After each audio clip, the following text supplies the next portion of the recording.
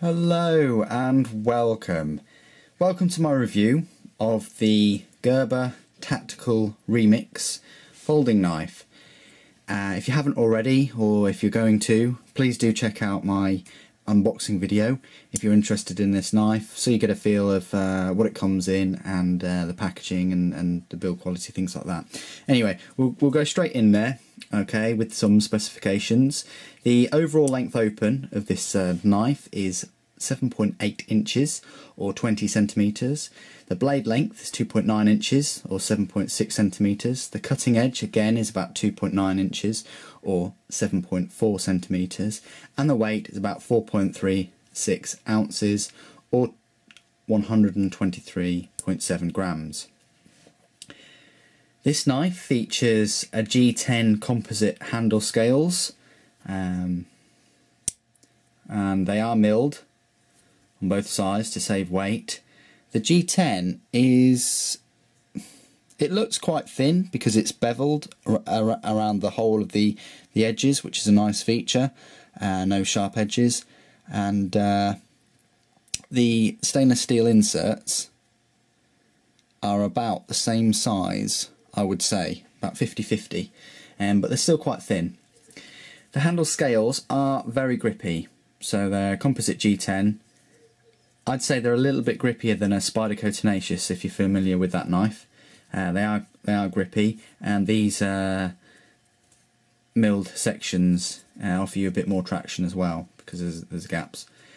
Right, the pocket clip is not reversible or anything-able. It's one way, tip up carry, and I would say that's right side carry only. You can remove it, but you just can't place it anywhere else on the knife.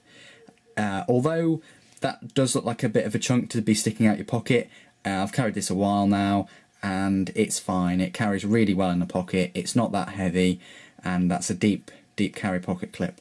What I would say is the pocket clip, the retention isn't that good. It's not that strong. It's good that it's not going to rip your jeans or pockets up, but I wouldn't wear thin pocketed trousers with this because the retention is pretty slack.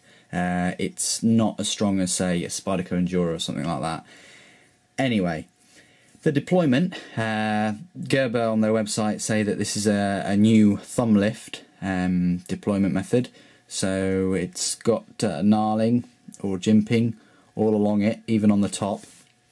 Deployment is one-handed, and then it locks inside that liner lock. So one-handed opening, and then the idea is that you'd put your middle finger there, your two extra fingers there, and your index finger through the hole, okay? And then you put your thumb on the thumb lift where there is some jimping, so that gives you extra grip. It's a very comfortable feel, I must say. They have hit a home run with the Remix as well. I don't own the Remix, but I would think that this functions in exactly the same way in terms of the ergonomics. You can still deploy it quickly though. Alright, you can deploy this knife quickly. You can go past the detent of the knife, the blade, and then you can, flick your wrist. Well, that's a bit of a fail on there, a bit of performance anxiety, as you call it, but you can deploy this quickly. You can't inertial drop it. Alright, I've tried. It's just too well in there, and one of the reasons I would say that is because if you look in there, I haven't taken the knife apart, but either side it just looks like there's a massive Teflon washers in there. No bronze bushings or anything like that, so it just seems like it's very cheap hardware in there for the smoothness of the blade to swivel and open, which is a bit of a shame, because you could, it's a tactical knife, you may want to deploy it quite quickly. I think if they did upgrade that would be a very wise decision. But like I say, you can deploy it quickly with a bit of a flick of the wrist. The lock, it is a liner lock, like I mentioned. It's quite a thin bar, it's not that bad, but can you hear that?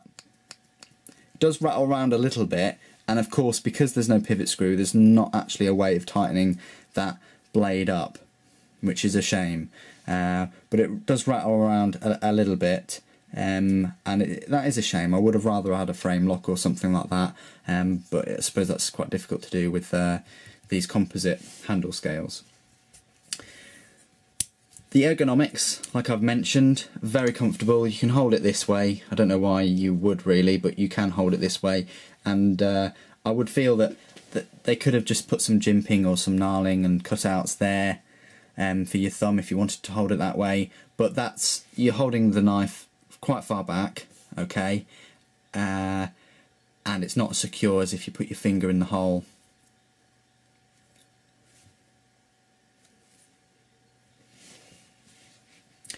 It's also comfortable with a reverse grip. You can put your pinky in there and hold the knife like that. And again, if you're gonna do it that way, yes, it's secure, but there's no jimping and things. And because it's an open flow-through design with those pillars, I would have preferred that to be a single block with some jimping that can fit some decent cord through the lanyard hole. But again, like I mentioned, if you had some jimping there or something, because it just seems like it really fits well in that position, really does. Anyway, that's that. The blade steel, Gerber are now putting this on their boxes, if you've seen my unboxing video. The blade steel is 7CR 17 MOV, so it's quite a low end steel, although it did come pretty sharp, and I reckon you could get a decent edge to it, not much of a problem. The serrations are quite decent as well. You're not going to be chipping those teeth off anytime soon.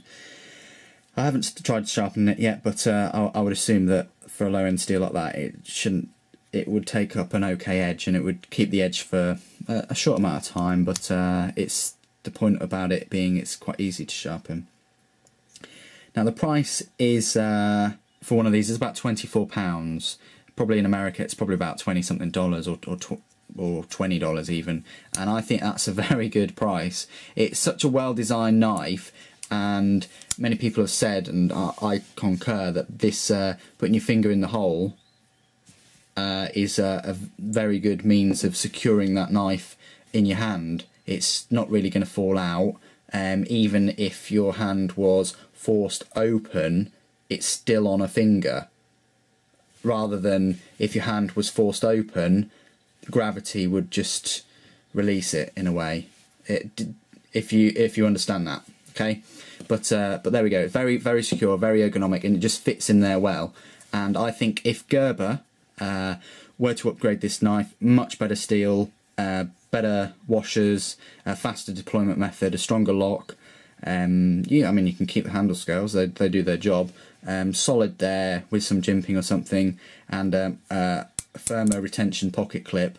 Then they would really hit the nail on the head with this thing, because it's just very well designed. It's just a shame that it's a good design again, but with kind of cheaped out materials, and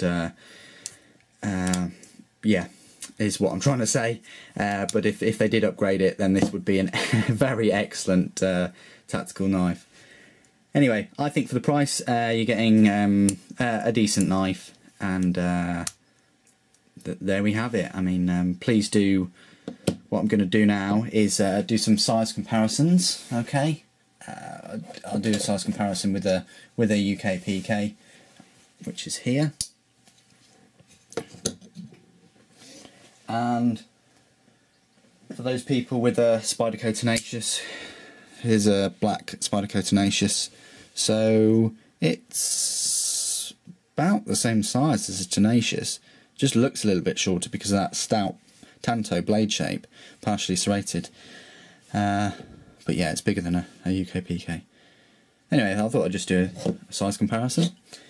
Okay, please do comment, rate and subscribe. If you've got this knife, if you like it, if you're thinking about buying it, leave any comment you wish about it. Don't just say it's crap, because that doesn't help anybody. But please do comment below, and thanks very much for joining me today, and thanks for watching. Take care.